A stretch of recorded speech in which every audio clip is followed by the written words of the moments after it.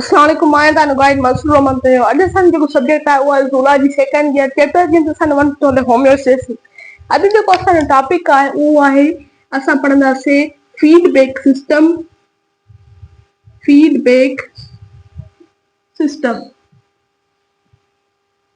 ठीकु आहे। Feedback system ऐं हिन जो ॿियो जेको नालो असां हिनखे चई सघूं था, ॿियो असां हिनखे चवंदा आहियूं कंट्रोल सिस्टम। ऐं असांजो हुनजो टियों जेको आहे असां हिनखे चई सघूं रेगुलेटरी फंक्शन। इनखे असां फीडबैक सिस्टम यानी चेक एंड बैलेंस सिस्टम चई सघूं था ऐं कंट्रोल सिस्टम चई सघूं था। असांखे जेको असांखे रेगुलेटरी सिस्टम पढ़णो आहे, फंक्शन पढ़णो आहे, उहो कंहिंजे अंदरि पढ़णो आहे?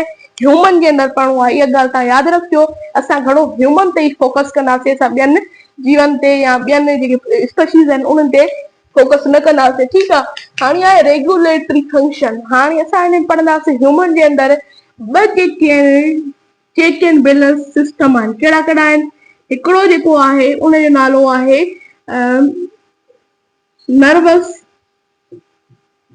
नर्वस कोऑर्डिनेशन तव्हां हिनखे चई सघो था कोऑर्डिनेशन। ऐं ॿी आहे केमिकल कोऑर्डिनेशन, केमिकल सिस्टम असां हिनखे चई सघूं था। हिकिड़ो आहे नर्वस सिस्टम, ॿियो आहे केमिकल सिस्टम। हाणे जेको नर्वस सिस्टम आहे इन छा में हूंदो आहे? उहो CNS हिनखे कंट्रोल कंदो आहे। CNS छा आहे? सेंट्रलाइज़ नर्वस सिस्टम। ऐं हिन में छा मौजूदु हूंदो आहे? ब्रेन ऐं स्पाइनल कार्ड जेका आहे उहा मौजूदु हूंदी आहे, स्पाइनल कार्ड। ऐं केमिकल में छा आहे? हिनखे केरु कंट्रोल कंदो आहे? ग्लैंड कंदा आहिनि। ग्लैंड यानी हार्मोन हिनखे कंट्रोल कंदा आहिनि, हार्मोन। ईअं ई मां तव्हांखे ॿुधाईंदो हलां जेको नर्वस आहे सिस्टम उहो छा प्रोड्यूस कंदो आहे? इहो प्रोड्यूस कंदो आहे नर्व इम्पल्स। ऐं ही जेके ग्लैंड ऐं हार्मोन आहिनि केमिकल सिस्टम, इन में मां तव्हांखे हिकिड़ो मिसाल ॾियां। जीअं असांजी जेका शुगर लेवल आहे, शुगर लेवल छा थी वञे? हाई थी वञे। शुगर लेवल हाई थी वञे त असांजी जेको बॉडी प्रोड्यूस कंदी, कहिड़ो हार्मोन कंदी? इंसुलिन हार्मोन कंदी। इंसुलिन हार्मोन जेको थींदो प्रोड्यूस थींदो, इहो छा आहे? हार्मोन आहे। ऐं शुगर लेवल खे ऑप्टिमम लेवल ते खणी ईंदो, यानी हिनखे कंहिं कंट्रोल कयो? हिकु हार्मोन कंट्रोल कयो। ईअं शुगर लेवल डाउन थी वञे जेकॾहिं शुगर लेवल, त ॿियो बि हार्मोन रिलीज थींदो, नालो अथसि ग्लाइकागॉन। ऐं इहो छा कंदो? शुगर लेवल खे ऑप्टिमम लेवल ते खणी ईंदो, यानी हिनखे हार्मोन कंट्रोल था कनि। ईअं ई मां तव्हांखे केमिकल कोऑर्डिनेशन में हिकिड़ो ॿियो मिसाल ॾियां। जीअं कैल्शियम आयन थींदा आहिनि, कैल्शियम आयन इनखे केरु कंट्रोल कंदो आहे? ई कंट्रोल थींदा आहिनि ॿिनि शयुनि लाइ। हिकिड़ो आहे कैल्सीटोनियम हार्मोन, इनखे हिकिड़ो उहो कंट्रोल कंदो आहे। ॿियो पैराथ्रामोन हार्मोन इनखे छा कंदा आहिनि? कंट्रोल कंदा आहिनि। पैराथ्रामोन ऐं कैल्सीटोनियम हार्मोन। ईअं असांजे बुक जे अंदरि हिकिड़ो एग्जाम्पल आहे, उन ते पोइ चऊं था। पहिरियां था चऊं त हिकिड़ो हूंदो आहे स्टिमुलस। असां हिन में पढ़ंदासीं स्टिमुलस छा आहे। स्टिमुलस इहो छा आहे? हिकिड़ो एक्सटर्नल और इंटरनल एजेंट आहे that bring change in our body. जेको छा आणे? चेंज असांजी बॉडी जे अंदरि आणे त असां हिनखे छा चवंदासीं? स्टिमुलस चवंदासीं। उहो इंटरनल एजेंट बि थी सघे थो, एक्सटर्नल एजेंट बि थी सघे थो। हाणे इहो जेको स्टिमुलस आहे उनखे केरु डिटेक्ट कंदो? उनखे डिटेक्ट कंदो आहे रिसेप्टर डिटेक्ट न कंदो आहे। ऐं रिसेप्टर छा आहे? मोडिफाइड सेल आहिनि। मोडिफाइड मतिलबु हूंदो आहे इन जो कमु जेको ॿियो कहिड़ो बि सेल न करे सघे। ऐं छा कंदा आहिनि? ही डिटेक्ट कंदा आहिनि छा खे? स्टिमुलस खे। त को ॿाहिरां या अंदरां को एजेंट आहे जेको असांजे बॉडी जे अंदरि आहे। ठीकु आहे। इहो रिसेप्टर थी आहे। रिसेप्टर जेके मौजूदु हूंदा आहिनि, इहे प्रेज़ेंट हूंदा आहिनि सेंस ऑर्गन। जीअं असांजी आइज़ आहिनि या नोज़ या माउथ आहे, त हिते छा हूंदा आहिनि? सेंस ऑर्गन में रिसेप्टर इहे प्रेज़ेंट हूंदा आहिनि। उन खां अलावा त जेके रिसेप्टर आहिनि, हाणे हिते थोरो मां लिखां। रिसेप्टर हिकिड़ो हार्मोन छा कंदा आहिनि? रिलीज़ कंदा आहिनि। हुनजो नालो आहे सेंसरी न्यूरॉन प्रोड्यूस कंदा आहिनि। ऐं सेंसरी न्यूरॉन छा आहे? इंफॉर्मेशन केयरिंग न्यूरॉन आहे। इंफॉर्मेशन ही काॾे खणी वेंदो आहे? CNS ते खणी वेंदो आहे, यानी ब्रेन प्लस स्पाइनल कार्ड ते खणी वेंदो आहे। त फलाणो स्टिमुलस अची चुको आहे असांजी बॉडी में। पोइ जेको CNS आहे सेंट्रलाइज नर्वस सिस्टम, उहो हिकिड़ो न्यूरॉन रिलीज कंदो, नालो आहे मोटर न्यूरॉन। मोटर न्यूरॉन इहो छा आहे? कमांड केयरिंग न्यूरॉन आहे। कमांड केयरिंग तव्हां लिखी सघो था, command caring, command caring neuron.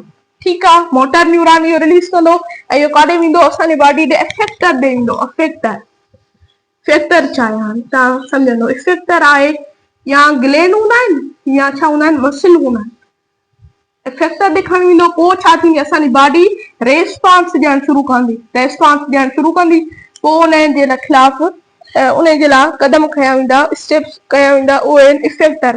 हाणे जेके असांजी बॉडी में शयूं आहिनि उहे आहिनि ॿ शयूं, हिकिड़ी आहे रिसेप्टर, ॿियो जेको आहे CNS, ऐं जेको टियों आहे अफेक्टर। जेकॾहिं टे मां तव्हांखे ईअं पढ़ायां तव्हांखे सम्झ में न अचे हा, इन करे मां तव्हांखे सीक्वेंस में पढ़ायमि त कहिड़े कहिड़े न्यूरॉन जो कहिड़ो कहिड़ो कमु आहे। हाणे तव्हां जल्दी जल्दी ॿुधायो, सेंसरी न्यूरॉन जो कहिड़ो कमु आहे? इहो छा आहे? इंफॉर्मेशन केयरिंग आहे। मोटर न्यूरॉन छा आहे? कमांड केयरिंग आहे। काॾे इंफॉर्मेशन खणी ईंदो अफेक्टर ॾे, अफेक्टर पोइ छा कंदा? पोइ असांजी बॉडी रेस्पॉन्स ॾियणु शुरू कंदी। हाणे मां तव्हांखे हिकिड़ो असांजी बुक जे अंदरि जेको बहितरीन एग्जाम्पल आहे उहो मां तव्हांखे सम्झायां थो। हिते असांजे जेको बुक में एग्जाम्पल लिखियलु आहे उहो आहे थर्मो रिसेप्टर जो। थर्मो रिसेप्टर, हाणे थर्मो रिसेप्टर छा आहिनि? थर्मो जो मतिलबु हूंदो आहे हीट यानी टेम्परेचर। रिसेप्टर छा हूंदा आहिनि? जेके डिटेक्ट कंदा आहिनि। हाणे इहे छा कंदा आहिनि? हीट खे डिटेक्ट कंदा आहिनि, हीट डिटेक्ट। ठीकु आहे, ऐं जेके थर्मो रिसेप्टर हूंदा आहिनि, हिकिड़ी ॿी ॻाल्हि बि आहे, इहे जेके आहिनि इहे हार्ट सेंसिटिव रिसेप्टर आहिनि। ऐं ॿियो हिन वटि कहिड़ी सलाहियत आहे? कोल्ड सेंसिटिव रिसेप्टर बि आहे, सेंसिटिव रिसेप्टर। ठीकु आहे, हार्ट यानी गर्मीअ खे महसूसु कंदा ऐं सर्दीअ खे महसूसु कंदा। जीअं असां पढ़ी आयासीं स्टेप, हाणे उन्हनि में तव्हां कमु करे ॾेखारींदो। हाणे असांजे छा कनि? डिटेक्ट कनि हीट खे। जीअं असां हींअर मतिलबु तव्हां फर्ज़ कयो त असां बग़ैर पखे जे पढ़ी रहिया आहियूं, ठीकु आहे, त फैन त जेकॾहिं न आहे त छा थींदी? गर्मी घणी थींदी। त हिननि छा कयो?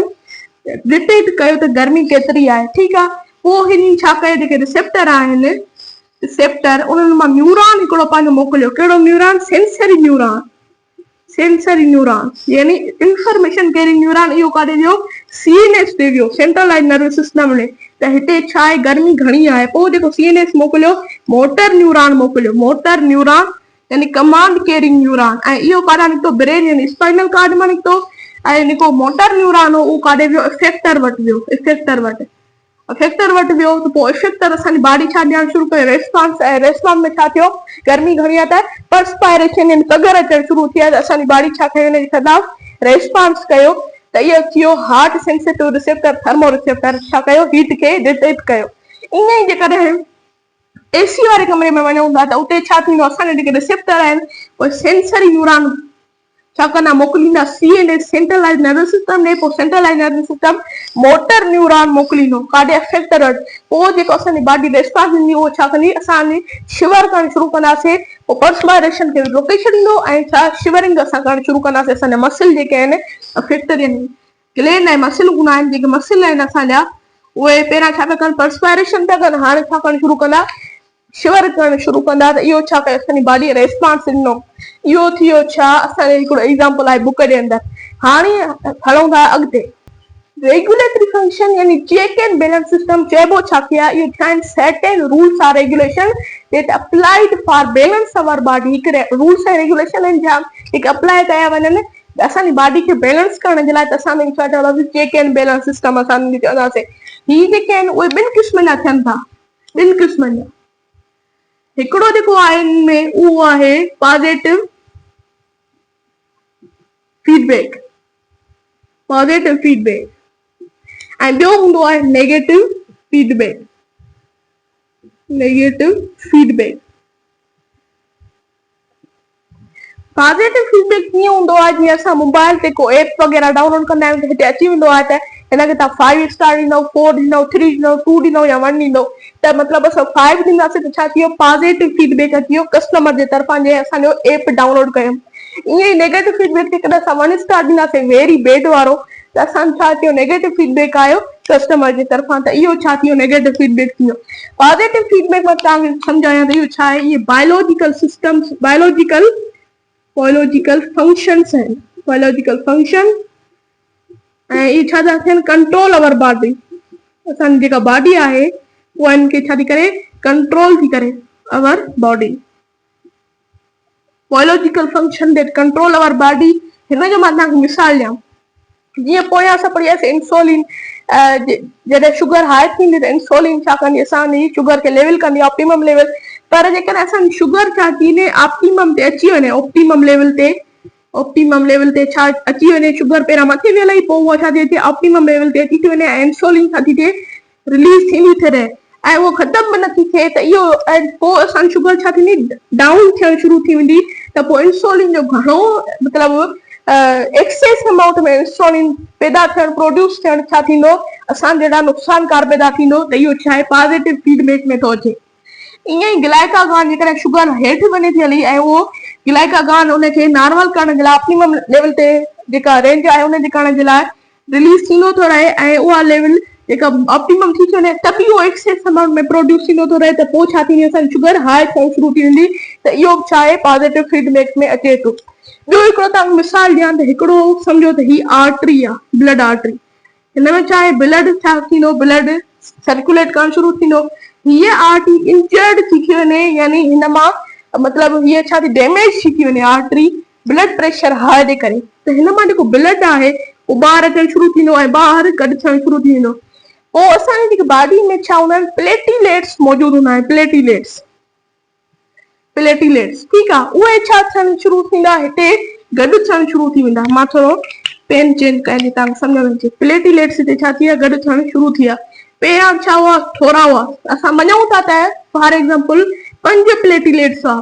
पर जेकॾहिं पॉजिटिव फीडबैक में हूंदो त जेका आर्टरी आहे हितां छा आहे, डैमेज थी आहे, त हिते प्लेटिलेट्स गॾु थींदा वञनि जो तव्हां त 500 प्लेटिलेट्स थी वञनि, 500 प्लस, यानी फॉर एग्जाम्पल तव्हांखे सम्झाइण जे लाइ त इहो छा थी वेंदो, क्लॉट ठही वेंदो। त इहो छा आहे, पॉजिटिव फीडबैक जो मिसाल आहे। हाणे चवंदो नेगेटिव फीडबैक। हाणे पॉजिटिव जे उपतर तव्हां वेंदो, ऑपोज़िट वेंदो त नेगेटिव फीडबैक हूंदो। इन करे मां हिनखे घणो एक्सप्लेन नथो कयां, बसि तव्हांखे मिसाल ॾेई ॿुधायां, छाकाणि त वीडियो घणो वॾो थी वेंदो। हाणे हिते नेगेटिव फीडबैक, जेकॾहिं असांजी बॉडी छा थी करे, कोल्ड महसूस थी करे, ठीकु आहे, कोल्ड खे डिटेक्ट करे, यानी सर्दी थी वञे, त असांजी बॉडी जेका आहे उहा छा कंदी, असांजी बॉडी जे अंदरि जेके रिसेप्टर आहिनि उनखे छा करे वेंदा, डिटेक्ट करे वेंदा, कोल्ड थी अचे। पोइ असांजी बॉडी जेका कंदी, उहा जेका ऑप्टिमम लेवल आहे, यानी सेट पॉइंट असांजो जेको बॉडी टेम्परेचर आहे उहो छा थींदो, डाउन थियणु शुरू थी वेंदो। पोइ असांजी जेका बॉडी आहे शिवर करणु शुरू कंदी, त जेको आहे टेम्परेचर आहे, टेम्परेचर उहो नॉर्मल यानी सेट पॉइंट अचणु शुरू थी वेंदो। त इहो कंहिंमें थो अचे, नेगेटिव फीडबैक में थो अचे। ठीकु आहे। जेकॾहिं मुंहिंजो तव्हांखे लेक्चर पसंदि आहे त मुंहिंजे लेक्चर खे लाइक कयो, मुंहिंजे चैनल खे सब्सक्राइब कयो। अल्लाह हाफ़िज़।